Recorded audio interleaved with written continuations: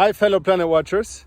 My name is Thomas, and I'm currently building up the Planetwatch Network in the city of Munich. I'm extremely excited about being part of this innovative idea and of its amazing community. I truly believe in the network that we're building, and I'm very proud of calling myself a Planet Watcher. Bye-bye, everybody. Take care. Hi, I'm Iva, the CTO of Planetwatch and the Planet Watcher myself. I'm extremely proud to be one of the founders of this project and to do something active for our planets. Let's keep watching the planet together. Hi, my name is Cornelio Russo, and together with my wife Bianca, we are the Planet Watchers that started building the local Planetwatch air quality monitoring network here in Cluj-Napoca, Romania since July 2021. As we believe in Planetwatch's long-term vision to improve environment monitoring worldwide and help protect public health, we plan to expand our local Planetwatch air quality sensor network in Bucharest and other Romanian cities. Hello from Geneva. This is Antonio Rubino, Product and Engineering Manager at Planetwatch. I'm extremely happy to work with Planetwatch talented team focusing on building and delivering data products. Let's watch the planet together. Hey, my name is Elvis and I'm a B2B partner. I've been a Planet Watcher since March 2021. We are building our Planetwatch network in Latvia, Riga. We will keep support to the Planetwatch because we think this project has a noble cause and a great future. So yeah, just keep watching the planet. Hello Planet Watchers, I'm Ernesto Fucci from Italy and I'm the business coordinator at Planetwatch and one of the first Planet Watcher myself. I'm very thrilled to be part of this great community and we're working hard to make this project becoming a worldwide reality. So let's make this happen together and let's keep watching the planet together. Stay safe, bye-bye.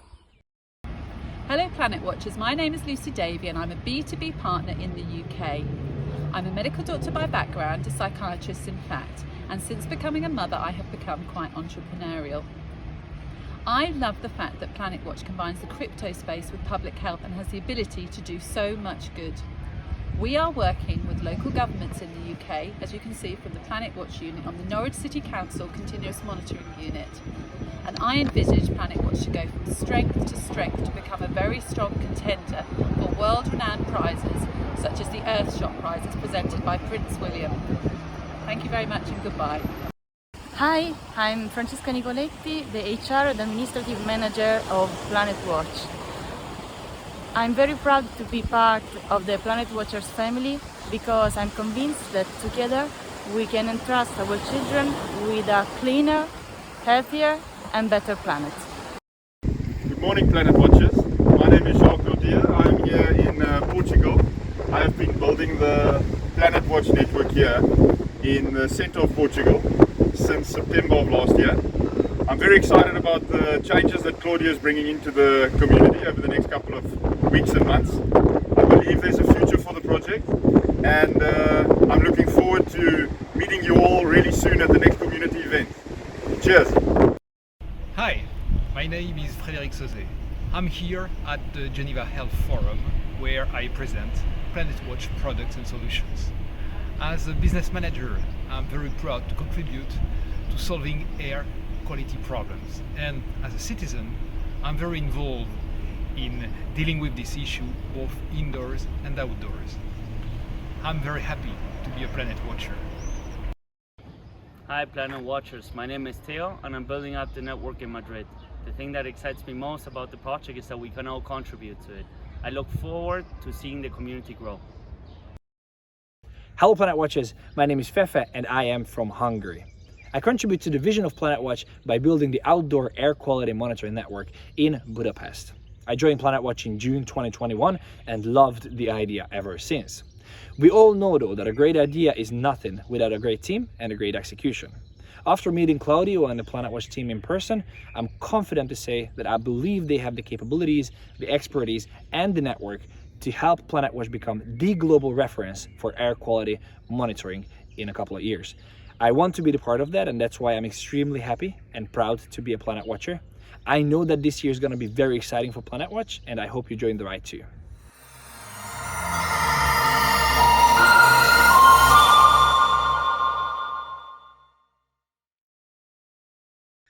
Hello Planet Watchers. This is a very special AMA, not only because we are releasing what I like to call our Element Community Resilience Plan, but also because as of today, we'll do our best to raise the quality of our communication and the level of engagement of our community. Now, to begin with, you've just seen some short video messages from some important members of the community. And I'm sure you were very worried for not seeing my pretty face, but here I am. So seriously, some of the people you just saw are Planetwatch employees, others are corporate partners, which means that they own companies which have invested serious amounts of money into our project. These partners are contributing substantially to the network deployment and to the progress of Planetwatch at large, and I believe they will also contribute in the future to data monetization in ways that I will explain later. Moreover, last week I met in Rome face-to-face with some of our partners, and they provided very valuable advice. So some of the plans that I'll announce today are linked to brainstorming with them. So, okay, lots of things to discuss. Let's move on. So first of all, since we're talking about corporate partners, we have decided to establish in a more formal way a corporate partnership program as well as an ambassador program. Now, ambassador program, it was announced already some time ago, but to be honest, we didn't have the resources to follow up on that and exploit the full potential of it. There are lots of people who applied. Everything is in the records, and we're going to work on this. On top of the ambassador program, we want to set up a special program for corporates, and we want to make it win-win. So they are providing value to our company in several ways. We, on our side, will be endorsing trusted corporate partners, and that's fairly general because we have investors, hardware vendors, commercial partners. So any entity which can become a valuable and trusted partner for us will be flagged to the community as a trusted corporate partner. On the ambassador side, the individual side, we were going to put in place mechanisms which are going to provide value to individuals who want to make an extra step to help Planetwatch development across their community. And all these people will be part of our brainstorming processes.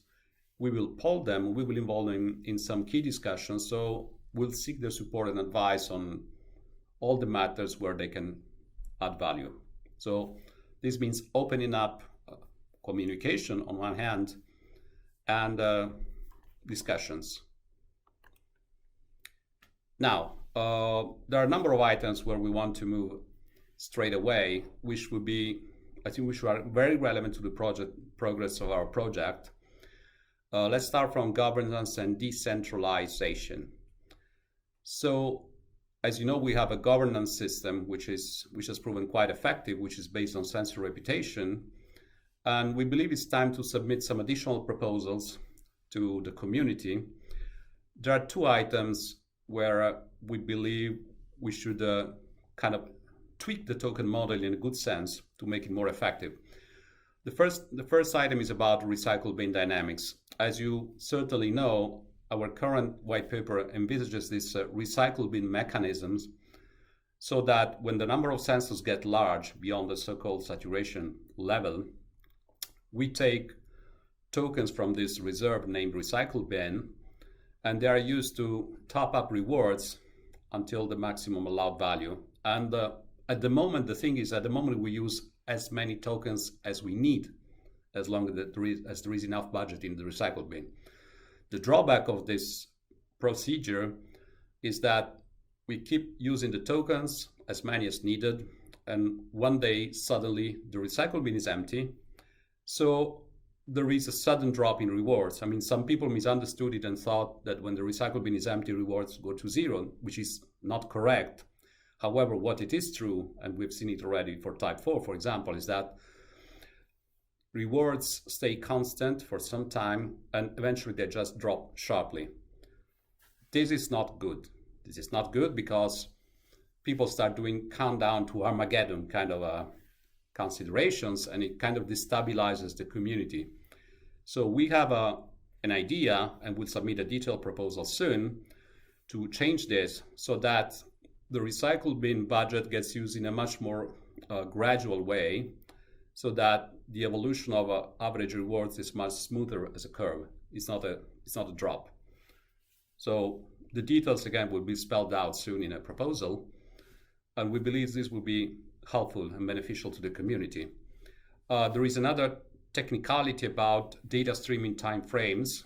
I don't think it's necessary to get into details now, but it's just in the spirit of simplifying, streamlining both operations, network operations, and also the understanding of the way the white paper works. So this is coming soon, and it's going to add value, I believe. What's even more important is that so far I've been talking about our proposal from our company submitted to a community vote, which is nice enough, but it's not really fully decentralized. The next step we want to take is introduce community-driven proposals.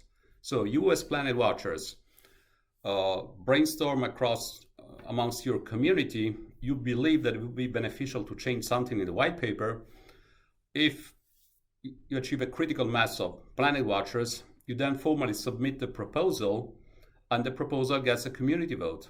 So it's not just Planet Watch saying we should change this, what do you think about it, but any of you can cooperate to submit proposals. The third thing, which is important in this context, is that we have a number of ideas to introduce additional staking and even token burning initiatives. Now, as you know, we feel a bit special as Planet Watch. So we like to do things which are attractive and also pretty much in the spirit of our mission. So again, give us a bit more time to disclose the details of what we have in mind. I'll just give you a little spoiler. We're thinking about a new staking mechanism with some kind of a gamified one, with an element of competition between Planet Watchers, which can form teams.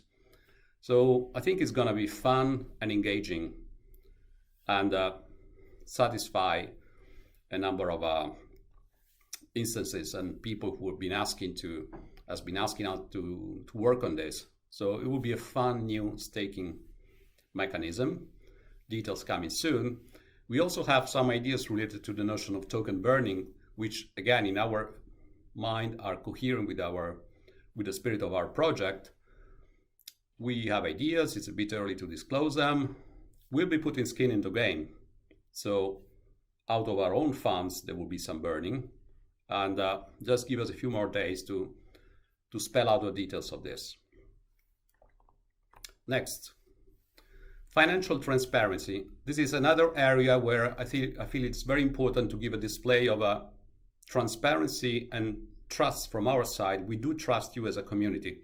Now, as you know, Planetwatch is a French company, which is not a listed company. It's not a company on the stock market. So a priori, we have no legal obligation to disclose all the details of our accounts. Nonetheless, I believe it makes sense to disclose some important facts. As you probably know, Planetwatch was set up early in 2020. So we are just in the process of closing 2021 financial accounts. So it's the second year accounts. We closed 2021 with about 5.2 million euro turnover, and with some profit on it. So I believe it's quite important to disclose that we are a second year startup posting a profit at the end of the second year. And it's not, believe me, it's not easy to find such a startup worldwide. So we are fairly happy with these results. And we believe it's important to share with you this satisfaction, because if the company can be self-sustainable, it means that we will have the possibility to bring the project forward, and we can be successful, make successful progress. Also because 2022 is also looking very good despite a number of challenges, both global challenges and the problem in the community with the element device that you know about. Despite all this, 2022 is looking good financially.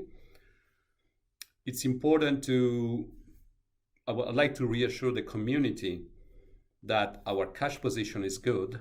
So to be very clear, we are not selling Planet's tokens to pay salaries, just to be very, very blunt, because this is part of FUD, I would say, that you find on the internet.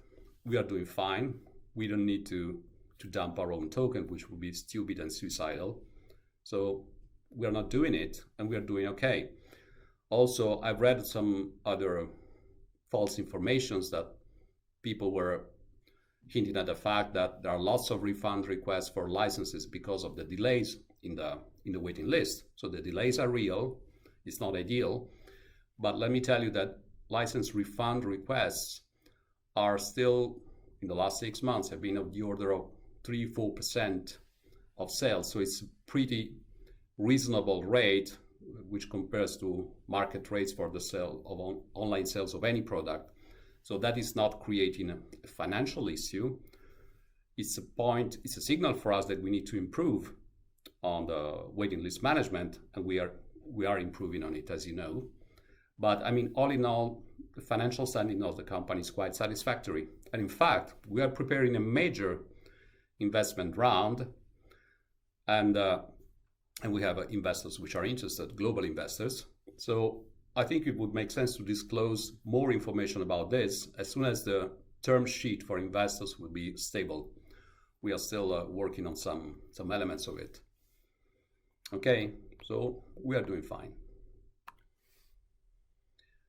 Now, that's another very important topic. There is a lot of talk about it, and rightly so, because ultimately the value of our project, including the value of our token, is linked to our ability to deliver valuable environmental data.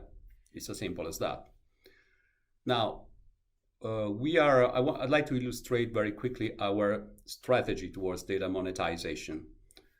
When you are a company building a product, the first question you need to ask yourself is, what am I good at? What am I possibly the best in the world at doing? And you have to start from that. So I believe, and that makes your unique selling proposition in a way.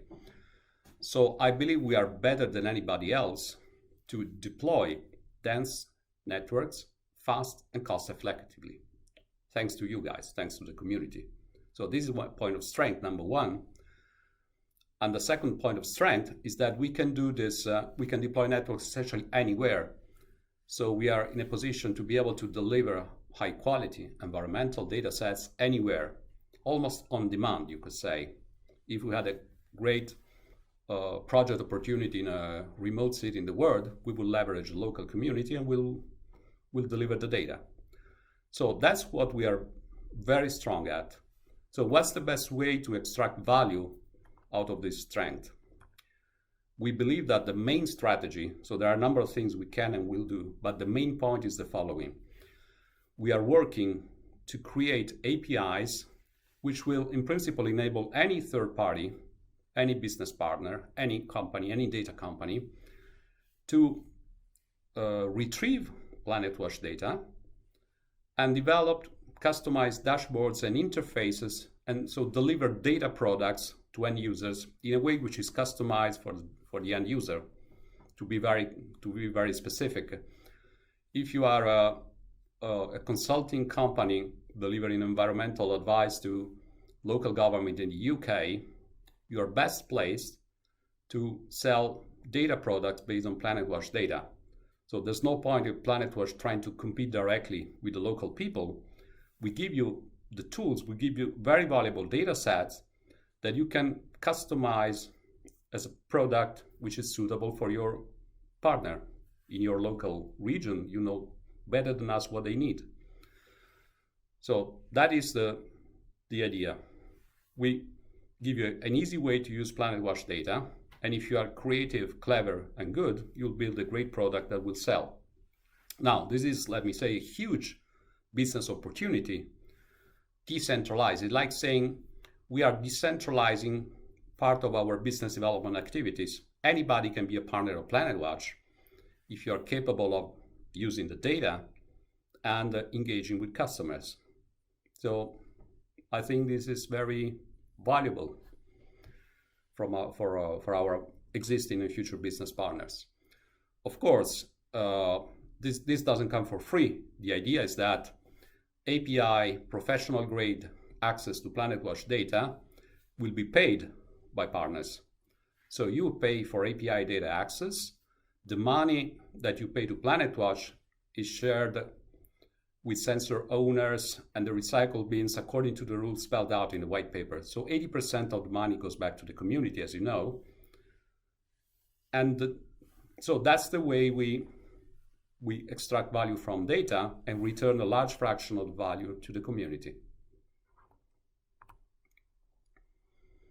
Now, let's come to this challenging situation related to the element sensors. So the element community has been hit by a problem. We all know about it. And we really wanted very hard to work to develop a good solution. And the main goal is to say, we are not just a network of sensors. We are a network of sensors and people. And I care about the people who bought those sensors. And I want to do my best to keep them engaged, to keep them trust Planetwatch and stay in the community. So we need to put the wallet where the mouth is, of course. Talk is cheap. So we put a budget for this plan, and this budget is in excess of $10 million. We can afford it, we know how to do it, and we hope this is attractive to people. Now let's get into some detail. Essentially, owners of element sensors will be given a choice between two options. Option one, which I believe is the most valuable for most people, is we are creating $300 worth of discount vouchers per each element sensor in our community. This is split into two vouchers, a $200 voucher to buy new licenses, a $100 voucher to buy Planetwatch compliant sensors. Now I can hear guys, yes, they want to take more money from us. Not really. There is an option for you to monetize these vouchers, even if you decide that you don't want to spend more money on Planetwatch. The fun thing here is that vouchers are going to be blockchain tokens. One voucher, one token. What does this mean? It means that if you decide you don't want to use the voucher in an additional purchase, you can trade your voucher. And since it's a blockchain token, it can be traded in a very safe and seamless way. You can trade it for other Algorand standard assets like algos themselves, USDT, or planets. And let me give you a concrete example. Suppose you get this $200 worth voucher for licenses. You don't really feel you need additional licenses. You don't want to buy additional licenses. However, you have a friend who wants to buy an Arduino, a Type 1 device, and he needs a license for it. So he's quite interested in saving money on the license. So it could make sense that you have this $200 voucher. Your friend gives you 150 USDT, for example. So you get cash, let's say, blockchain cash. He gets a good discount on the license that he had decided to buy anyway, and everybody's happy. So these are vouchers, but there are ways to monetize the voucher without using it. If you're talking to a trusted third party, you can even sell it for fiat money, of course. But the fact that it's tokenized on the blockchain adds security to any sales process. That is the option that we would recommend. There is an alternative option. If you don't want to hear about tokens, planets, and licenses and all that, if you just want to get away, which I would regret, but it's your choice, you can apply and get just full price refund for the Type 4 license, which was linked to your element sensor. Now, the details of all this will be announced in a post very soon. There will be a schedule to do this. Of course, there is a lot of processing work in these options. And sure enough, if you take option 2, you don't get the discount vouchers. So either you go for the vouchers, you decide if you want to spend them or monetize them, or you don't want to hear about this and you just apply for a license refund. Okay. Again, let me say that I really hope that the community will find this deal interesting and fair. In money terms, it's a big endeavor for Planetwatch, but we know we can afford it, but it's big. And believe me, we're just doing our best. We took 1 full month to evaluate different options, and we felt that this was the best and most fair way to support that community without doing something that we cannot afford to do. Now, this is short. The devil is in the details, of course, so we do need to give you more information about this resilience plan. So there will be a blog post as soon as possible, hopefully by the end of the week. You know, I'm currently in Geneva attending an important event. I'm talking to investors every day, so we'll do our best to go fast because we need to. So the goal is to release a very detailed blog post by the end of the week. And there are lots of things to clarify, of course. I talked about refund schedules. Then we need to tell you how to claim and to use these vouchers. And then we are not forgetting about a fairly significant number of people who submitted tickets related to their element sensor, which didn't have a license, or they had a license, but they had not connected the license to the device. So there were a lot of element-related tickets, and we are still processing them, but we're well beyond processing 50% of it. So soon there will be feedback on those tickets as well, and there will be procedures, of course, to incorporate qualifying community members into the resilience plan. Last but not least, well, the daily 5.4 planets per day that we've been paying out of Planetwatch Pocket in the last roughly 30 days will stop on May 5th, 9th. Why? Because that was a short-term fix, a short-term plan. Now we are releasing the long-term plan, the final solution. So, of course, it makes sense to move into this new phase. Now, I'm also going to do my best to answer a fairly large number of questions. Let's go. Question number one, any news on the remaining Q1 sensors? Now, as you know, in the previous waiting list management system, we were working by quarters. So quarter 1, 2022, there are a number of sensors which were scheduled to be part of that batch, which have not been delivered yet, unfortunately. Now, as you know, we moved into a new waiting list management system, giving monthly information rather than quarterly, where there is a lot of work going on in the background to speed things up and to convince our manufacturers to speed up production and to engage with potential hardware vendors, which will be vetted by us and will contribute to streamlining sales process. The bottom line is that, of course, we are late with respect to Q1 because we are in Q2 now. We are doing a lot of work. I think we will soon have a significant number of sensors from that batch being delivered, hopefully finishing them up. So we are late, but with all the pending issues that we had lately, we could not do better than this, also because it does depend on production and logistics issues. So coming soon. Next question. Will we be able to see the 3 NFTs in the Planetwatch app under collectibles? Cool. Now, as you know, we launched this Stake for the Planet initiative, which is part of a bigger pledge. I mean, we made a formal pledge to plant 1 million trees over 5 years as Planetwatch to contribute to climate change mitigation. So it's a big endeavor.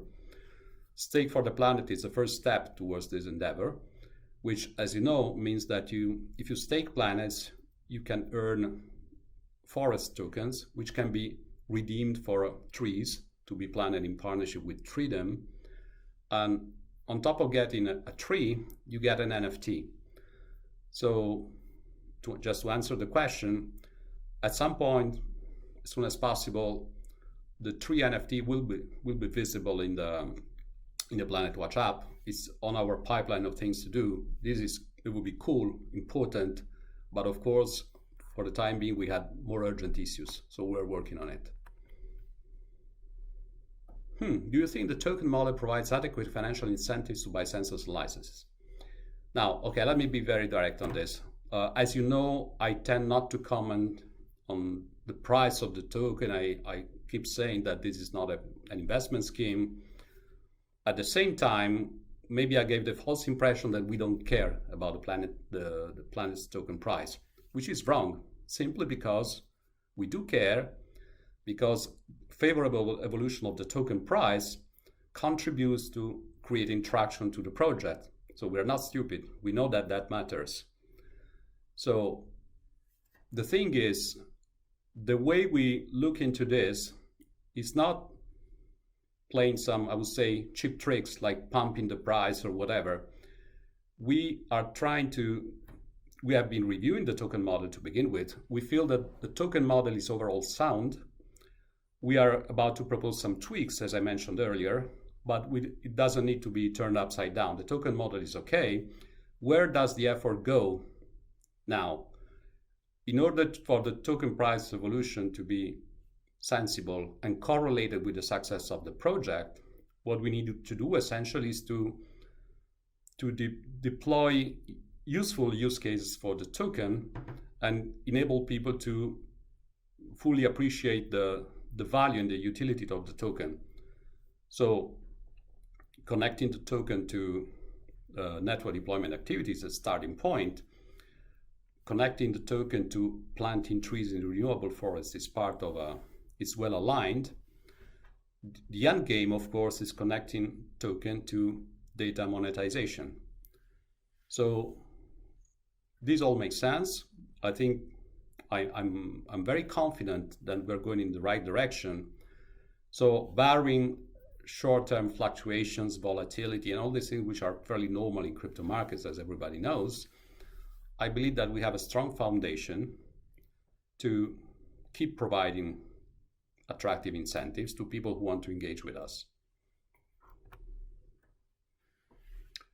Okay, now back in December 2021, we released the news, there was a PR, that there was an initiative called the Planets Fund, which was facilitated by our partner Borderless Capital, and investors put together $10 million worth of funds. Now, the question is, fair enough, what happened? Well, tell us something more about this, and what valuation was it raised at? Now, let me explain.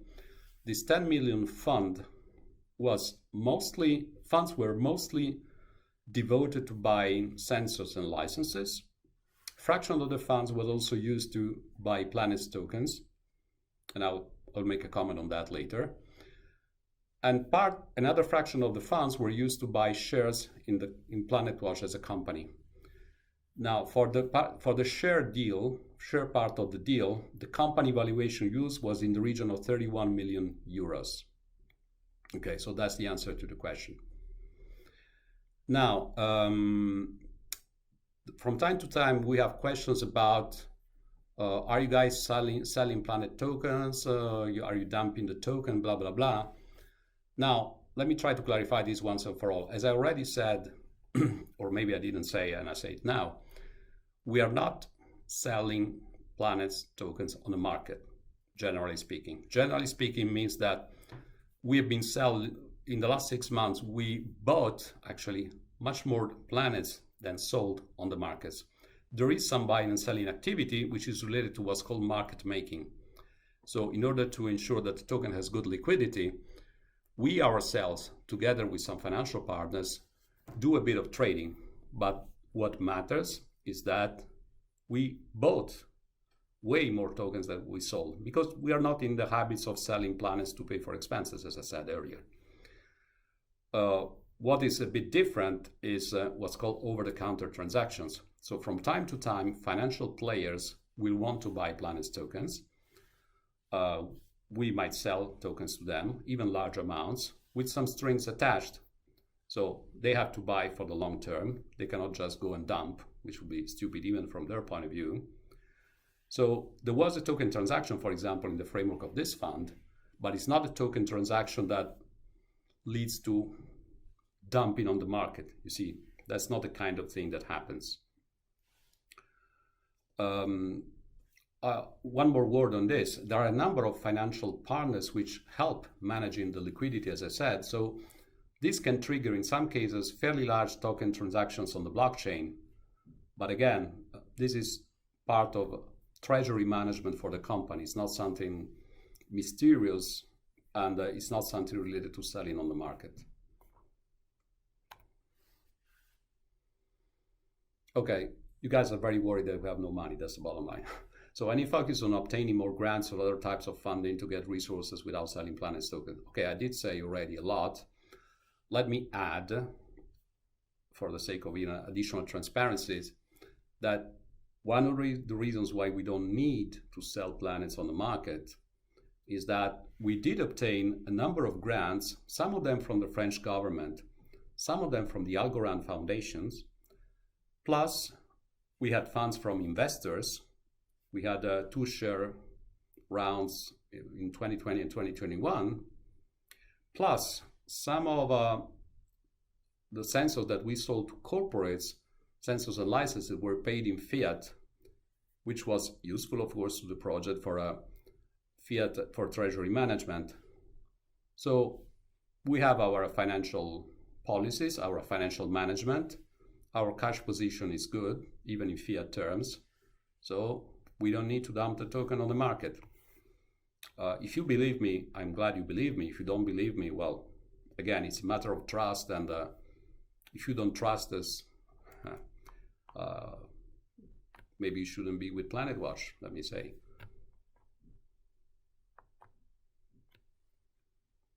Now, I mentioned, yes, indeed, I did mention a Type 2 device which was leveraging Helium Network connectivity. It's still on the cards. Yes, it is. So this device, so the first Type 2 device which will be put on the market is the other one. So it's not using Helium Network connectivity, it's a Wi-Fi device. But this Helium connectivity-based guy is being prepared, and it will hit the market. There's just a bit of a delay because, you know, all hardware-related matters are very tricky to handle. Okay, that's another overdue item. You plan to sell air purifiers which we could purchase with planets. We did talk about this several times. We did not deliver yet. Fair enough. It's part of it's in the plan.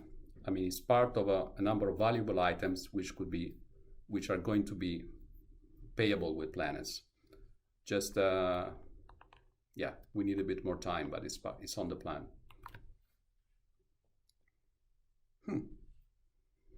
Are there negotiations with Google for a partnership? Okay, what is my answer? No comment. Yet. Okay, let me give a general answer. The bigger the discussion, the more important the partner you're talking to, the more important it is not to disclose things too early, not to disclose things before you sign an agreement. That applies to discussion with large corporates. It also applies to discussion with exchanges. So again, I don't think it's appropriate to comment and disclose and make announcements before a deal is signed. It is frustrating because sometimes you get very close to a deal, but you feel it's not the right time. So, okay, the polite answer here is no comment. Okay, so I hope I was able to answer the most compelling questions. I really hope that the changes that were announced, you believe that they're going in the right direction. Again, the key message is that we want to boost communication because communication so far has not been good enough. You have seen too much of my face, incidentally. You need to see other faces because this project is being built by a very big community made of very clever people, very good companies. So you need to see the sources of this value. I will not disappear as far as I can live, but I really want to decentralize in a way a number of activities, including communication. And I believe it is the right direction. Decentralizing is the right direction for governance, for communication, even for business development, as I explained. And that's the direction we are going to. So everybody is very welcome and encouraged to contribute via our social channels, plus via the ambassador program and a corporate partner program as soon as we release them in all details. So we want to build, and we are building something very big together. We are going to launch an investment round. There are lots of entities out there who believe we do have huge potential. So let's keep the focus, let's keep the faith, and let's keep watching the planet. Bye-bye.